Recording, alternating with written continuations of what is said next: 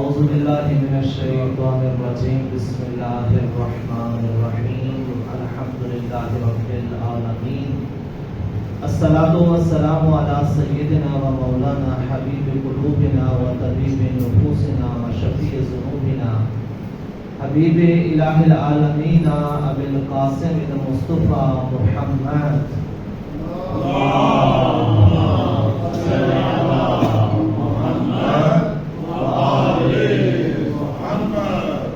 وآلہ الطیبین الطاہرین المعصومین المنتجبین لا سیما بقیت اللہ العظم فی الارضین ولعنۃ الدائمۃ علی اعدائہم اجمعین من یوم عداوتہم الی یوم قیام یوم الدین اوصیکم بنفسی وانفسکم بتقوی اللہ اتقوا اللہ فإن خیر الزاد التقوی۔ واجب الاحترام مومنین کرام،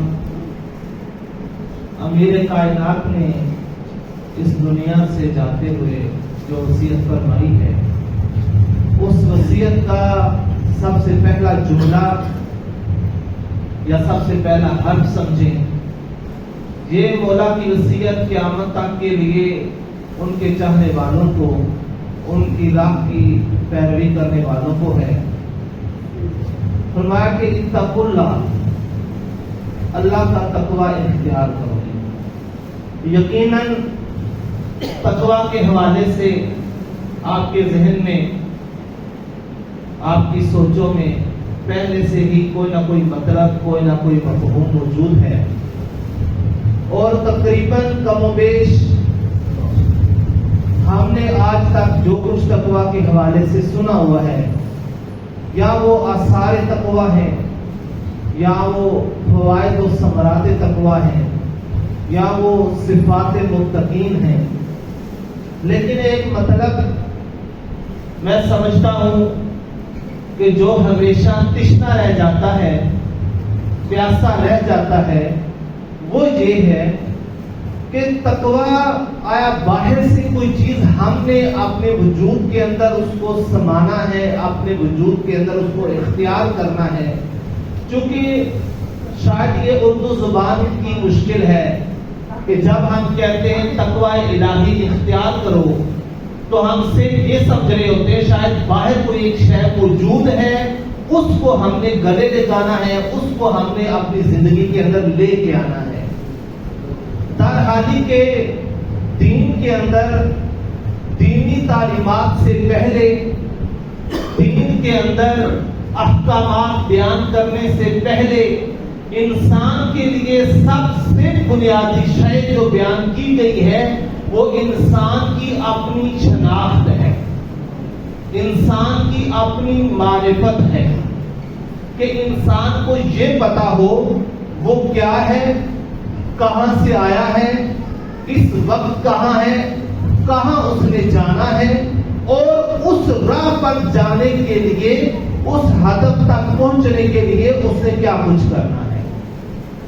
چنانچہ امیر کائنات کا فرمان یوں ملتا ہے، رحم اللہ امرأن، خدا کی رحمت ہو ایسے شخص پر، من عالمہ، جو یہ علم رکھتا ہو، اس بات کو جانتا ہو، من این الی این وفی این، کہ وہ کہاں سے آیا ہے، اس نے کہاں جانا ہے، اور اس سفر کے دوران اس وقت وہ کہاں پر موجود ہے۔ در حقیقت یہ بات انسان کی حقیقت، کہ جس کو آج کی جدید زبان میں ہم انسان شناسی کہتے ہیں، اس کی طرف مولا کا فرمان اشارہ کر رہا ہے۔ دیکھیں، جب تک ہمیں انسان کی ماہیت اور اس کی حقیقت کا علم نہیں ہوگا، ہم احکامات کو، دین کو، شریعت کو زور کے ساتھ، فشار کے ساتھ، دباؤ کے ساتھ قبول کر رہے ہوتے ہیں۔ لیکن جب ہمیں پتہ چل جائے کہ یہ جو چیزیں ہیں در حقیقت میری شناخت ایسی ہے، میرا وجود ایسا بنایا گیا ہے، کہ سب کی سب اس کے ساتھ جو سب سے زیادہ موافق ترین چیزیں ہیں وہ وہی ہیں جو اسلام نے بیان کی ہیں، پھر ہم ان کو اپنے وجود کا حصہ سمجھ کے قبول کریں گے۔ توجہ فرمائیے گا، دین نے یہ نقطہ ہمیں اپنے ذہن میں بٹھا لینا چاہیے کہ دین نے دینی احکام سے پہلے، اسلام نے شریعت کو بیان کرنے سے پہلے، تقویٰ کی نصیحتیں کرنے سے پہلے آپ کو اور مجھے یہ بتایا ہے تقویٰ کس شے کا نام ہے اور کہاں اس کا آپ کی زندگی کے اندر عمل دخل ہے۔ اگر مجھے یہ معلوم ہی نہیں کہ میں ہوں کیا، میں کہاں سے آیا ہوں، میں نے کہاں جانا ہے، میں اس وقت کہاں ہوں، یہ جو ہم سنتے چلے آ رہے ہیں، امیر کائنات فرما رہے ہیں فَإِنَّ خَيْرَ الزَّادِ التَّقْوَىٰ، بہترین زاد راہ، بہترین سفر کے لیے توشہ وہ تقویٰ ہے۔ تو ہمیں جب اس سفر کا ہی علم نہیں ہے، جس راہ پہ ہم نے جانا ہے، تو ہمیں کیا معلوم کہ اس کے لیے بہترین توشہ کیا ہوگا۔ ہم اگر مولا کی محبت میں فقط اس فرمان کو سن کے اس لیے اس کی تائید کر لیتے کہ چونکہ مولا نے فرمایا ہے اور وہ سب سے بہترین جانتے ہیں، سب سے بہتر جانتے ہیں، اس لیے میں ان کو قبول کر رہا ہوں، تو معاف کیجئے گا کہ میں ساری زندگی بھی اس سوچ کے ساتھ نہ تقویٰ کو پا سکوں گا، نہ اس ذات راہ کی حقیقت کو سمجھ سکوں گا کہ جس راہ پہ میں نے چل کے جانا ہے۔ تقویٰ کب انسان اس کو اپنے لیے بہترین ہتھیار سمجھے گا؟ جب اس کو اپنے آپ کی شناخت اور پہچان ہو جائے گی۔ قرآن کریم میں اسی شناخت کو، جس کو آج کی جدید زبان میں نے عرض کیا انسان شناسی کہتے ہیں، سورہ مبارکہ شمس میں اس کا ذکر آیا ہے۔ کیا آیا ہے سورہ شمس میں؟ والشمس وضحاها، قسم ہے سورج کی اس کے طلوع ہونے کے بعد اس کی تابناکی کی۔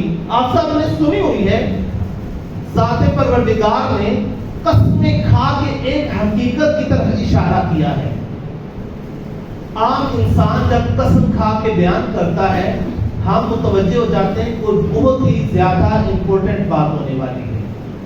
ممبر پہ مجلس پڑھنے والوں کا بھی دستور ہوتا ہے، وہ دیکھتے ہیں جب مجمع توجہ نہیں کر رہا اور میں نے ان کی توجہ اپنی طرف کرنی ہے، پھر وہ بہت ساری قسمیں کھاتے ہیں، ممبر کی قسم، علم کی قسم، حضرت عباس کی قسم، امام حسین کی قسم، پھر آپ سارے توجہ کر لیتے ہیں کہ یہ کوئی اہم بات کرنے والا ہے جو اس کی روٹین کی بات سے ہٹ کر ہے۔ قرآن کریم کا بھی اسلوب ایسے ہی ہے۔ ذات پروردگار نے ایک نہیں، دو نہیں، تین نہیں، 8 دفعہ قسم کھائی۔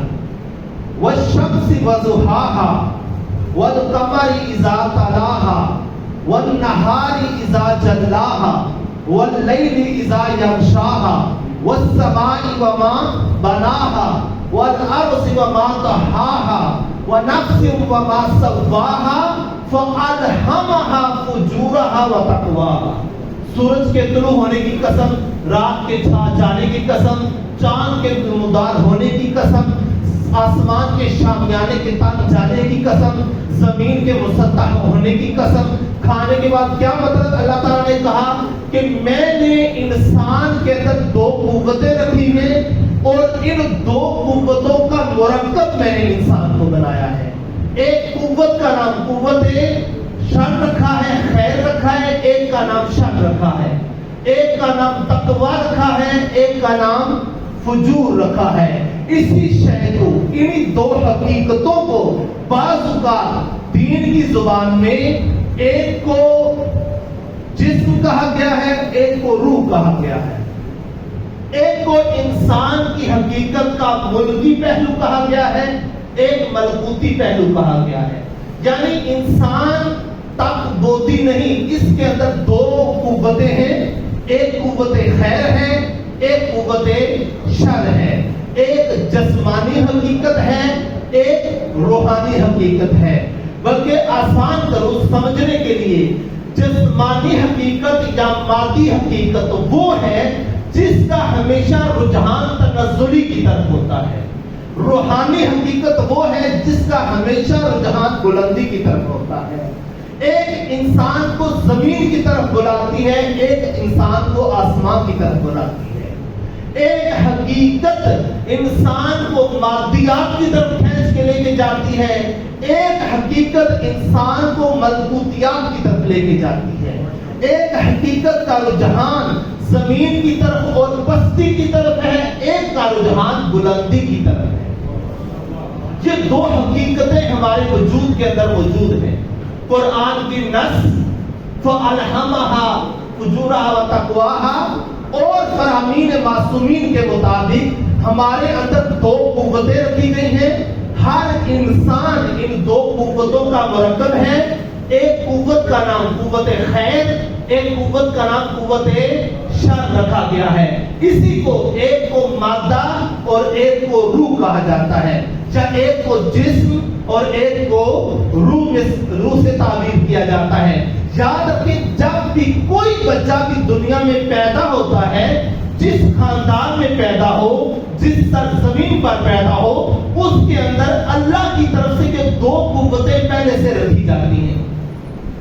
ہر انسان کے اندر جب تک یہ دو قوتیں آپس میں بالکل تعادل پر قائم ہوتی ہیں، قوت خیر اور قوت شر، یا مادی قوت اور روحانی قوت، بہت جسمانی یا بہت رحمانی، جب تک انسان پیدا جب ہوتا ہے تب سے لے کر جب تک ان دو قوتوں کے درمیان بالکل بیلنس ہو، کوئی بھی ایک دوسرے کے اوپر برتری اختیار نہ کرے، اس حالت کو حالت فطرت کہا جاتا ہے.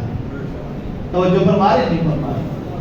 انسان مرکب ہے دو حالتوں کا، انسان مجموعہ ہے دو قوتوں کا، ایک قوت خیر ہے، ایک قوت شر ہے.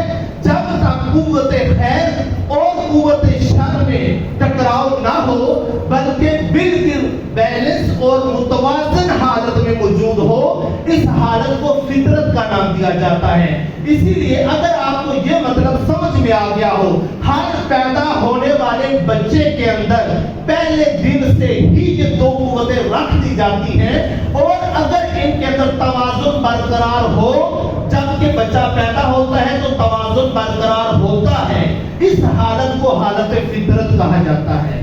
اس لیے تو مولانا نے فرمایا کل مولود یولد علی فطرت الاسلام، ہر پیدا ہونے والا بچہ اسلام کی فطرت پر پیدا ہوتا ہے. ابواہ یحودانہ اور یمجسانہ اور ینصرانہ، یہ اس کے ماں باپ ہوتے ہیں جو اس کو یہودی، نصرانی یا مجوسی بنا دیتے ہیں. حالت فطرت سے کیا مراد ہے؟ جب انسان کے اندر حالت شر کے اندر طغیانی نہ آئی ہو، جبکہ اس کا اور حالت خیر کا ٹکراؤ آپس میں نہ آیا ہو، یہ دو قوتیں بالکل بیلنس حقیقت کے اندر موجود ہوں، اس حالت اور اس کیفیت اور اس سٹیج کو انسان کے اندر فطرت کہا جاتا ہے.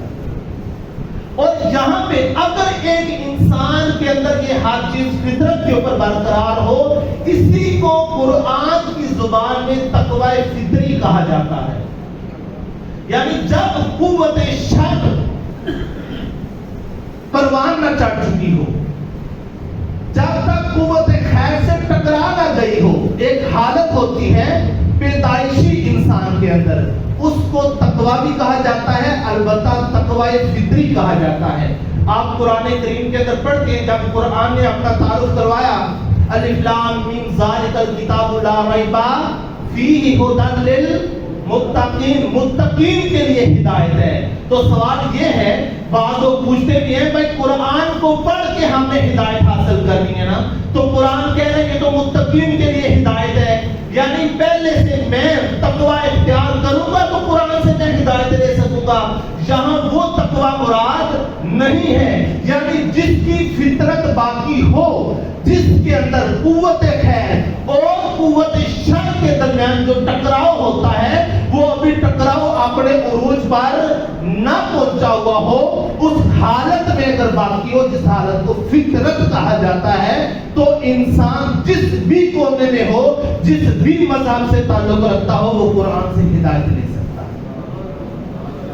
اب ان دو حالتوں میں جنگ رہے گی، ہمیشہ تضاد رہے گا، ٹکراؤ رہے گا، کبھی ایک غالب آئے گی، کبھی دوسری غالب آئے گی، کبھی بہت روحانی قوت پکڑ لیتا ہے، کبھی بہت جسمانی قوت پکڑ لیتا ہے، کبھی خیر کا غلبہ آ جاتا ہے، کبھی شر کا غلبہ آ جاتا ہے۔ یہ دونوں قوتیں ہمیشہ آپس میں ٹکراتی رہتی ہیں، کشتی کرتی رہتی ہیں، لڑتی رہتی ہیں۔ ایک کہتی ہے میں نے غالب آنا ہے، ایک کہتی ہے میں نے غالب آنا ہے، اور اللہ نے ان دونوں کو بالکل برابر کی طاقت عطا کی ہے۔ جتنی خیر کو طاقت عطا کی، اتنی شر کو طاقت عطا کی، جتنی روح کو طاقت عطا کی، اتنی جسم کو طاقت عطا کی، جتنا بودھ رحمانی کو طاقت ملی، اتنا ہی بودھ شیطانی کو بھی طاقت ملی ہوئی ہے۔ یہ دونوں آپس میں ٹکراتی ہیں۔ اکثر آپ نے دیکھا ہوگا، آپ کے لیے سوال بھی پیش آیا ہوگا، آپ ایک محفل میں، مجلس میں، درس قرآن میں بیٹھے ہوتے ہیں، آپ کی کیفیت ہی الگ ہوتی ہے، ایک خاص روحانیت، ایک کیف، ایک سرور آپ کو ملتا ہے، لیکن جیسے ہی آپ باہر جاتے ہیں وہ ختم ہو جاتا ہے، اور طرح کے خیالات آپ کو گھیر لیتے ہیں۔ ہوتا کیا ہے؟ ان دونوں کے منبع اور سورس ہیں۔ جب جس طرح سے فون ہے، اس کے سگنل خاص جگہ پہ جانے سے بہتر آتے ہیں، خاص جگہ پہ جانے سے کمزور ہو جاتے ہیں۔ ایک جگہ جاؤ تو ایک کنیکشن کے اچھے سگنل آ رہے ہوتے ہیں ایک سم کارڈ کے، دوسری جگہ پہ جاؤ تو دوسرے سم کارڈ کے اچھے سگنل آ رہے ہوتے ہیں۔ جب آپ ایسی محفل میں جاتے ہیں جہاں پہ روحانیت ہوگی، جہاں پہ رحمان کا کلام ہوگا، جہاں پہ اللہ کی بات ہوگی، جہاں پہ روح کو تقویت ملے گی، روح کی غذا ہوگی، تو وہ پہلو غالب ہو جائے گا۔ اور جب آپ اس سے دور ہوں گے، اب روح کو خوراک ملنا بند ہو گئی ہے، آپ ایسی جگہ پہ چلے گئے ہیں، ایسے حالات میں چلے گئے جہاں پہ دوسرا پہلو غالب ہے، تو فوری وہ خیالات شروع ہو جائیں گے۔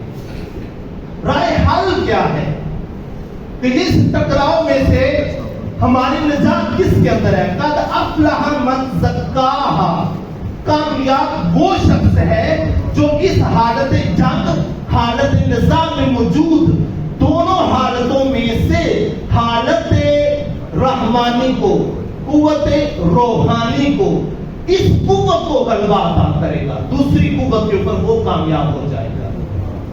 توجہ فرما رہے نہیں فرما رہے؟ اب آئیں، جو میں نے شروع میں بات کی تھی، تقویٰ کہتے کس کو ہیں؟ در حقیقت تقویٰ اس خوراک کا نام ہے جو آپ نے اپنے جسم اور اپنے وجود کے اندر پائی جانے والی روحانی قوت جو ہے، اس کو جو خوراک عطا کرنی ہے، اس کو جو خوراک کھلانی ہے، جس کے نتیجے میں وہ قوت شر پر غلبہ پا لے گی، اس خوراک اور اس قوت کا نام تقویٰ الہی ہوتا ہے۔ سمجھ آ گئی یا نہیں آ گئی؟ دوبارہ اگر خلاصہ کروں آج کے میں اس خطبے کا، تو انسان کے اندر پہلے دن سے ہی اللہ نے دو قوتیں رکھی ہیں۔ ان قوتوں کا تعارف اللہ نے جگہ جگہ کروایا۔ انا ہدیناہ السبیل اما شاکرا و اما کفورا، انا ہدیناہ النجدین، کبھی کہا اور کبھی سورہ شمس میں قسم کھا کر ایک مطلب کو بیان کیا۔ بات ایک ہی ہے، انسان کے اندر دو قوتیں ہیں، انسان کے اندر دو ڈائمینشنز ہیں، دو حالتیں ہیں، ایک حالت شر، ایک حالت خیر، ایک قوت تقویٰ، ایک قوت فجور، ایک جسمانی پہلو ہے، ایک روحانی پہلو ہے۔ اور اسی کو لسان روایات میں معصومین نے ایک کو حالت عقل اور ایک کو حالت جہل سے تعبیر کیا ہے۔ اور مولا نے فرمایا یاد رکھنا، ان دونوں کی جب جنگ ہوتی ہے تو دونوں کے لشکر ہوتے ہیں، دونوں کے سپہ سالار بھی ہوتے ہیں، دونوں کی فوجیں بھی ہوتی ہیں۔ کتاب شریف اصول کافی کے اندر اگر آپ مطالعہ کرنا چاہیں ضرور مطالعہ کریں، حدیث سے جنود عقل والجہل۔ مولا فرماتے ہیں جب اللہ نے ان دو قوتوں کو پیدا کیا، دونوں کو برابر کے لشکر عطا کیے. جب دونوں آپس میں جنگ کرتے ہیں تو دونوں کے لشکر آپس میں لڑ رہے ہوتے ہیں. اب آپ کا امتحان ہوتا ہے آپ کس حالت کو زیادہ تقویت کرتے ہیں. اور یہ دستور دنیا ہے. اگر ایک شخص روزانہ جم میں جاتا ہے بنسبت اس شخص کے جو کھا کر بستر پر لیٹ جائے پھر اٹھے پھر کھا لے پھر لیٹ جائے پھر اٹھے، اور ایک شخص جم میں جاتا ہے جا کر اپنی ورزش کرتا ہے وہاں پہ مسلز کی تقویت کرتا ہے تو اس کا جسم مضبوط ہوگا دوسرے کی نسبت.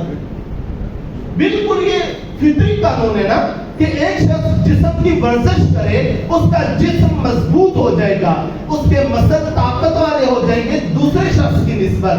اسی طریقے سے اگر ہم روح کی ورزش کریں، روحانی بودھ کی ورزش کریں تو یقیناً وہ بھی طاقتور ہو جائے گا بودھ جسمانی کے مقابلے میں. اور تقویٰ وہ خوراک ہے، وہ سپلیمنٹ ہے جو ہم نے لینا ہے، جو کھانے سے ہمارے اندر یہ دو موجود قوتوں میں سے وہ قوت خیر غالب آ جائے گی. اور اسی قوت کو غالب کرنے کے لیے اللہ تعالیٰ نے سلسلہ ہدایت قائم کیا تھا. اور اسی قوت کو جب انسان کے بدن پر چھا جائے گی یقیناً اس کو زمین پر رہتے ہوئے وہ تمام حقائق نظر آ جائیں گے. جیسا کہ حضرت زید بن حارثہ کو رسول اللہ نے پوچھا یا زید کیف اصبحت، تو نے کیسے صبح کی؟ تو انہوں نے فرمایا اصبحت بالیقین، میں نے حالت یقین میں صبح کی. رسول اللہ نے فرمایا مل علامہ، اس کی علامت کیا ہے؟ تو حضرت زید نے فرمایا یا رسول اللہ آپ کے پاس کھڑے ہوتے ہوئے اس وقت میں جنتیوں کو جنت میں دیکھ رہا ہوں، دوزخ والوں کو دوزخ کے اندر دیکھ رہا ہوں. زمین پہ رہتے ہوئے ہر شخص کے لیے یہ دروازہ کھلا ہے، ہر شخص کے لیے یہ باب کھلا ہے. ہمارے اندر موجود حالت خیر بھی ہے، حالت شر بھی ہے، قوت تقویٰ بھی، قوت فجور بھی، قوت جسمانی بھی اور قوت روحانی بھی. جس کو طاقت دیں گے وہی غالب آ جائے گی. اور کفار جس کو ہم نے راہ کفران نام دیا ہے وہ وہی ہوتے ہیں جو روحانی پہلو کو مار کر جسمانی پہلو کو غالب کرتے ہیں. اللہ نے تین مخلوق بنائی تھی، ایک کو فقط بود جسمانی دیا، ایک کو فقط بود روحانی دیا. جس کو فقط بود جسمانی دیا اس کو حیوان کہا، جس کو فقط بود روحانی دیا اس کو فرشتہ کہا، اور جس کو دونوں عطا کیے اس کو انسان کہا. اب اگر انسان قوت حیوانی کو غالب کر دے تو اللہ نے کہا اولئک کالانعام بل هم اضل، وہ حیوانوں کی مانند ہے بلکہ ان سے بھی پستر ہے، اس لیے کہ یہ حیوان تھا نہیں اور حیوان بن گیا ہے. اور جب یہ روحانی قوت غالب آ جائے اس کے غالب آنے کا معیار کل کی مجلس میں نے بیان کیا تھا معرفت اہل بیت ہے. مقام اہل بیت کی معرفت آ جائے یہ انسان اتنا بلند ہو جاتا ہے اللہ کہتا ہے اے فرشتو اسجدوا لآدم، آدم کے لیے سجدہ کر. تو جو ہے یا نہیں ہے؟ صلوات پڑھیے گا محمد والے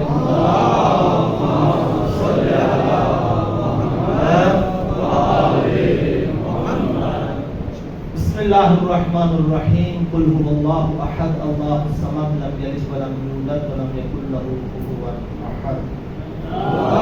اللهم صل علی محمد وآل محمد.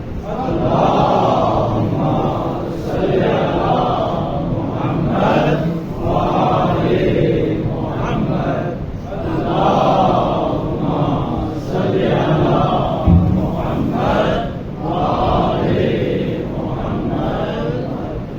صل علی الرحمن الرحیم. الحمدللہ رب العالمین. اللہم لک الحمد بدیع السماوات والارض ذا الجلال والاکرام. رب الارباب و الہ کل معلوم و خالق کل مخلوق و وارث کل شیء لیس کمثلہ شیء وهو بكل شیء محیط. انت اللہ لا الہ الا انت الاحد المتوحد الفرد المتفرد وانت اللہ لا الہ الا انت الکریم المتکرم العظیم.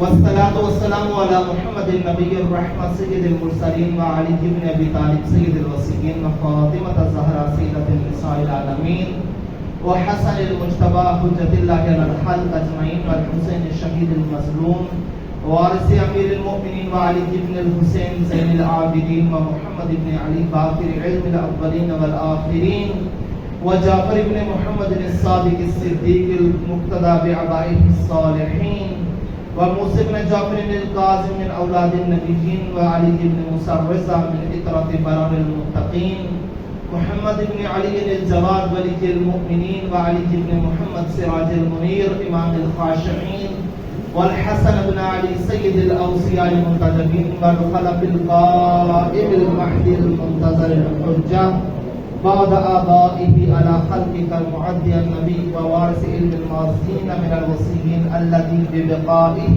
بقيت الدنيا وبجبنه رزق الورى وبوجوده ثبتت الأرض والسماء وبه يملأ الله الأرض قسطا وعدلا كما ملئت ظلما وجورا وعجل لنا اللهم ظهورا إنهم يرونه بعيدا ونراه قريبا برحمتك يا أرحم الراحمين اللهم افتح لي أبواب توبتك ورحمتك ورزقك الواسع إني عليك من الراغبين وأتمم لي إنعامك إنك خير المنعمين وصلى الله على محمد وآله الطيبين الطاهرين والسلام عليه وعليهم اللهم صل على محمد وآل محمد.